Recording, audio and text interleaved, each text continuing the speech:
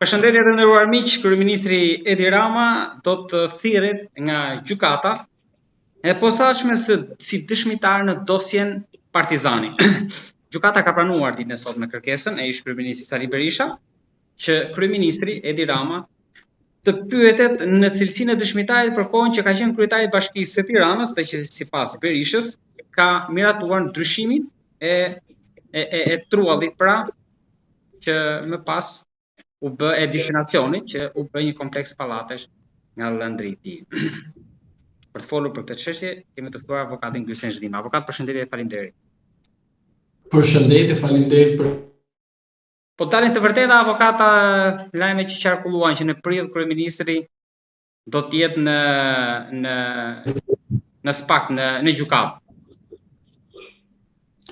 Shiko, është e vërteta që shumë qytetarë mendojnë se thirrja e zotit Rama si dëshmitar është një ndër dëshirat e qytetarëve shqiptar të shikojnë Edi Ramën në drejtsinë e famshme të tij, të shikojnë nga afër se si drejtësia po jep atë që duhet, drejtësi tek faktet apo tek mosmarrveshjet apo më thojë më mirë faktet penale. Por e vërteta është që thirrja e zotit Rama don të japi një lajm që është një lajm i mirë për disa individ që duan Edi Ramën përpara drejtësisë, por jo përpara drejtësisë si dëshmitar. Shumica e njerëzve duan Ramën si të pandehur dhe madje të dënuar në mënyrë ekstreme, sepse është e vërtetë nga keq qeverisja jemi në këtë fakt. Por dëgjoj kush është lajmi që ky lajm do të mbuloj lajmin.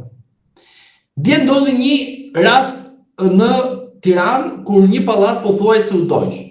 Jo pothuajse, deklarimet e zyrtarëve ishte në deklarime të pafalshme. SMS-ja e fundit te trupi gjykues që gjykon në rastin e zotit Berisha ishte të lutem lajmi i fundit i Rama si dëshmitar, jo i pandehur, që të ulet i gjithë lajmi për ngjarjen që ndodhi dje. Pra, djegja e pallatit. Kjo është drejtësia e reformuar nga zoti Rama. Këto janë prokurorët të zotit Rama. Ka ato të cilët zoti Rama do të takojë janë gjyqtarët e tij sepse pikërisht është drejtësia e tij.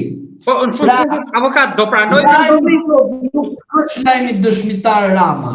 Lajmi është se me dëshmitar Rama zhduket tërësisht lajmi i fundit që është lajmi i djeshëm që ishte mos garantimi i sigurisë për çdo qytetar me parti pa parti dhe ajo që unë flas gjithmonë keq qeverisja e Partisë Socialiste ishte djegja e pallatit dhe sot kemi të bëjmë me lojën e famshme që SPAK-u apo më mirë GKK-ja e partisë pranon dëshminë e kryetarit të saj. Po, do pranoj mendoni ftesën e gjykatës? Ne me detyrim, s'ka pranë pranoj. Tani janë disa gjëra taksative. Aty keni një përballje edhe me Berishën aty apo jo?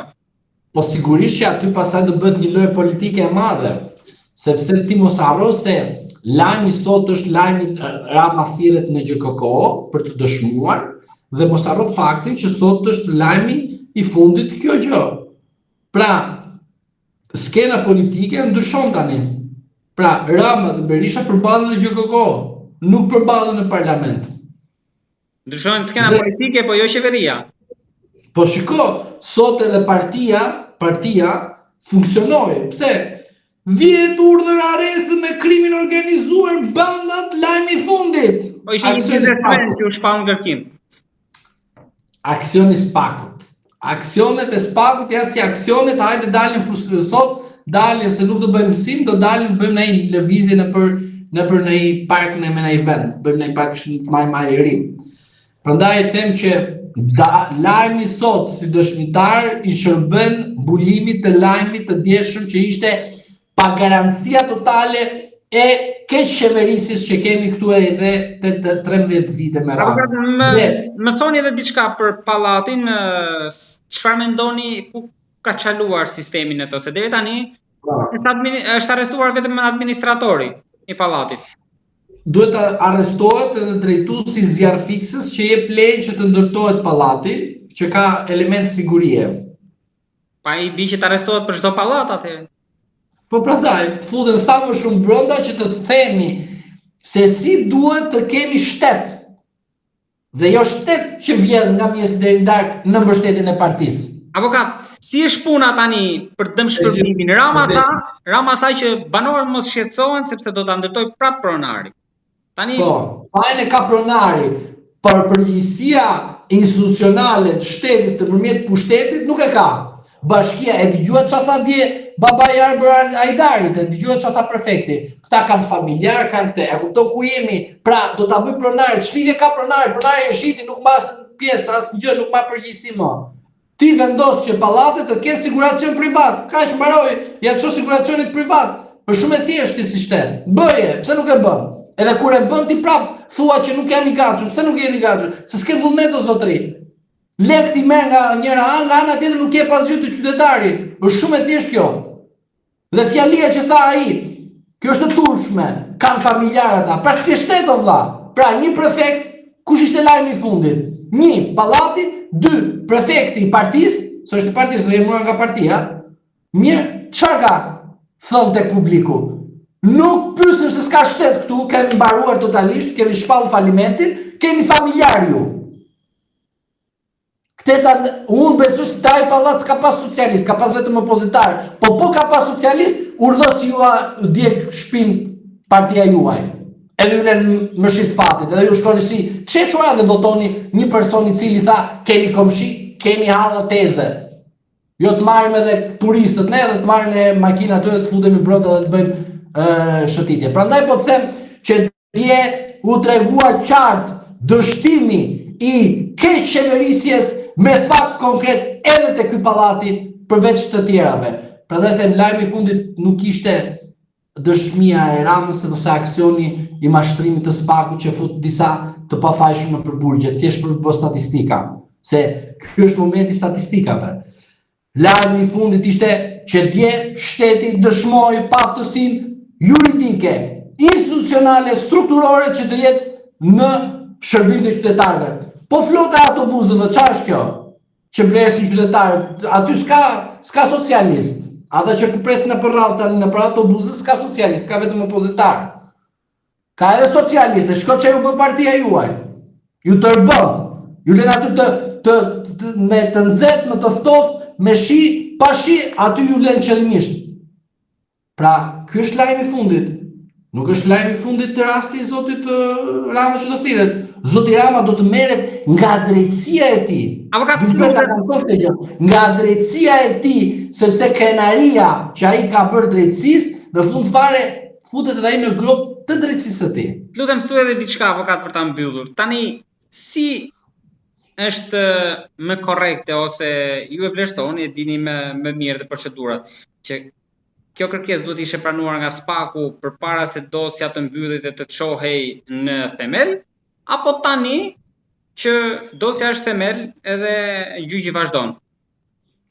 Jo, tani që gjyqi vazhdon që është në themel, sepse do filloj të bëhet lufta brenda, shiko kujdes këtu, se këtu ka shumë rëndësi, lufta brenda drejtësisë. Pra, kur Rama përgëzonte drejtësinë e tij, kur të pyetet Rama atje nga drejtësia e tij, do dalë jashtë do të çfarë drejtësi është kjo që unë kam bërë, nuk e di, nuk e imagjinoja dot, do si delë si viktima, vazhdimisht viktim. Pra, Rama do ta pranoj shumë që të shkoj të dëshmoj. Do bëj një lojë që unë jam pikë kështu me radhë ton, në fund fare do detyrohet të shkoj të jap dëshmi, po dëshmi do ta japi qëllimisht që sapo të dalim nga ajo deri aty, se Rama të jemi realist nuk do të futet ajo deri. Se është drejtësia e tij. Ndoshta e çon dëshmin me shkrim ai avokat. Se di, s'kem deri tani s'kemi dëshmi me shkrim, se nuk është pyetur, duhet të pyetur. Dhe më nisni pyetjet, u jap përgjigjet edhe. Do vi me detyrim, nuk ka imunitet detyrimi. Pra, po mirë, edhe në pamëratin e Kosovës, si Kurti nuk vajti. Po mirë, tani kryeministër, tani u mendoj prandaj po them loja, kjo është loja, që Rama mund ta luajë me procedurë. Aty ku shkon bën dyshime në kodin e procedurës penale, bën edhe për dëshmitarin. Dëshmitari që ka imunitet nuk thirret. Shumë e thjeshtë. Pra, lajmi është që GKK nuk bëhet më proces penal, por të bëhet politik. Te Beqaj, politik. Tek Meta, politik. Tek Berisha, politik. Tek Veliaj, politik. Pra, drejtësia e re nuk do quhet drejtësi penale, po do quhet drejtësi politike. E fituan të vjetrit lojët me drejtësinë e re. E shitën tek populli si një drejtësi e re, futën edhe ndërkombëtarët në lojë dhe tani goditja është tepër e madhe sepse GKK dhe Spaku ngelen vetëm. Ku je Altin, ku je, çka ke bër vetë, vetëm deputet bëj Edi Rama. Pa e mbyllim me këtë, avokat. Të falenderoj shumë për këtë bisedë të shpejtë, të analizë pas këtij lajmi që pritet që sot jetë edhe kryefjalë duke zbritur çështjet e tjera. Të falenderoj shumë. Faleminderit profesor.